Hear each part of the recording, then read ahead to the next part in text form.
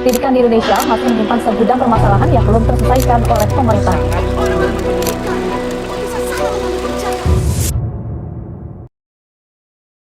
Pendidikan adalah pilar pembangunan suatu bangsa. Namun, sampai saat ini, sistem pendidikan di Indonesia beberapa kali mengalami perubahan atau eskalasi kurikulum.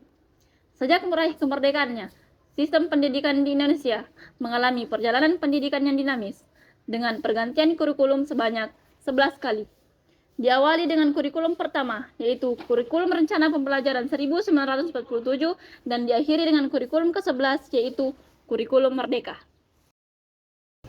Dilansir dari Program for International Assessment tahun 2022, Indonesia berada di peringkat 66 dari 81 negara.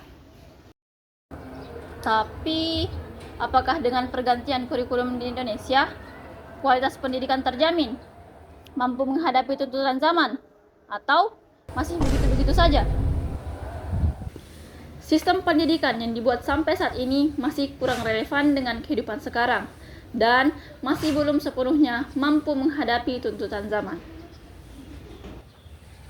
Kurikulum pendidikan di Indonesia seringkali dianggap kurang relevan dengan kebutuhan zaman, mengabaikan perkembangan keterampilan dan kreativitas siswa. Untuk membuat kurikulum, butuh waktu untuk menyusun semuanya untuk menjadikan hal tersebut menjadi sebuah sistem. Tetapi, ketika sementara atau sudah diajarkan, dunia mengalami perubahan. Dan kecepatan perubahan itu jauh lebih cepat dibandingkan dengan kecepatan menyusun atau membuat kurikulumnya. Pergantian kurikulum yang cepat dapat menimbulkan masalah baru, seperti penurunan prestasi siswa, karena mereka belum mampu untuk menyesuaikan diri dengan sistem pembelajaran yang baru. Seringnya pergantian kurikulum dapat membuat bingung para siswa dan guru, sehingga mengganggu konsistensi sistem pendidikan dan proses belajar mengajar. Perubahan kurikulum saja belum cukup untuk menjamin peningkatan kualitas pendidikan di Indonesia yang mampu menjawab tantangan zaman. Namun, perubahan kurikulum dapat membuat siswa belajar untuk mengikuti perkembangan zaman yang semakin maju. Pendidikan harus lepas dari model yang mengisi botol kosong. Pendidikan yang hanya terdiri dari mendengar dan membaca teks yang telah disediakan tidak mungkin membuat seseorang menjadi kritis. Dalam hal ini, kualitas dan kompetensi guru di Indonesia masih dipertanyakan. Rendahnya kualitas guru dan tenaga pendidik di Indonesia belum mencapai tingkat profesionalitas yang tinggi. Di Indonesia, masih banyak sekali guru-guru yang belum mampu mengajarkan materinya sesuai dengan kompetensinya masing-masing. Bahkan, menurut Global Education Monitoring tahun 2023, Indonesia menempati urutan ke-10 dan urutan terakhir untuk kualitas guru dari 14 negara berkembang. Sungguh memilukan. Jadi, mana yang lebih penting?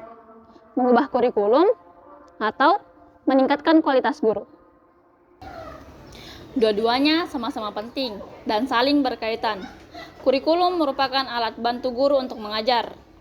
Jika alat bantunya tidak mendukung guru untuk mengajar, maka proses belajar mengajar tidak terlaksana dengan baik. Hal ini dapat mempengaruhi motivasi dan semangat guru untuk mengajar, yang pada akhirnya berdampak negatif pada siswa. Jadi, bagaimana solusinya? Mengembangkan kurikulum yang bersifat dinamis namun tetap stabil. Kurikulum harus dirancang untuk beradaptasi dengan perubahan zaman tanpa harus sering diganti, sehingga para siswa dan guru dapat melakukan proses pembelajaran yang lebih mendalam. Memberikan pelatihan berkelanjutan bagi para guru agar mereka mampu mengimplementasikan kurikulum terbaru dengan efektif, sehingga para siswa mendapatkan pengalaman belajar yang lebih baik. Menerapkan sistem evaluasi yang komprehensif untuk menilai efektivitas kurikulum yang diterapkan. Umpan balik guru dan siswa sangat penting untuk melakukan perbaikan dan penyesuaian kurikulum di masa depan. Mengintegrasikan teknologi dalam pembelajaran untuk mendukung kurikulum yang ada.